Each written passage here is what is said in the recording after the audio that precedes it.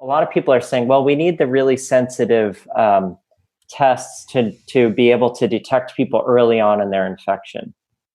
But almost all of the time that people spend with this virus near the limit of detection of PCR is on the tail end of their infection.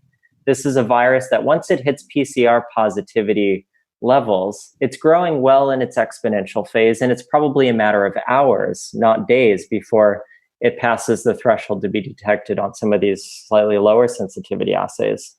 And so the point here is that, yes, these tests here may actually be maybe 50% sensitive, but in comparison to what? It's in comparison to a test that may be overly sensitive.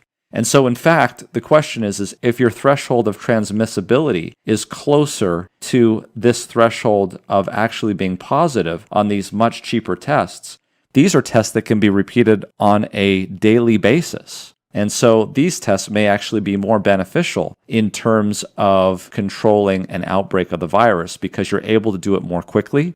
And by the way, there's one thing I forgot to put down on here. You get the results back in 10 minutes. You can have them at home. You can test serially, maybe once a day, maybe twice a week, 3 times a week. And if your child is positive, then you hold them back from going to school. If they're negative, they go to school.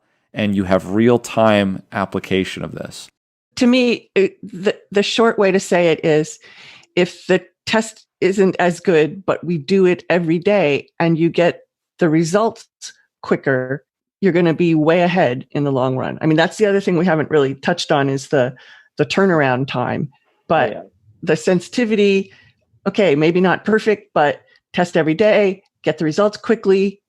And if you test wrong the day 1, on day 2, you'll probably test positive. That's exactly right. And on aggregate, you'll drive the R effective, of this virus way down below 1. But no, this is actually just kind of spitting on a paper strip or taking a Q-tip and putting it into a little plastic tube of saline and dropping a paper strip in there. I'm thinking about school kids. You get up in the morning and take the test. It tells you whether or not to go to school. That solves the whole problem.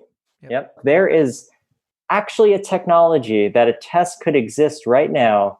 I have some sitting in my office next to me. They're paper strips.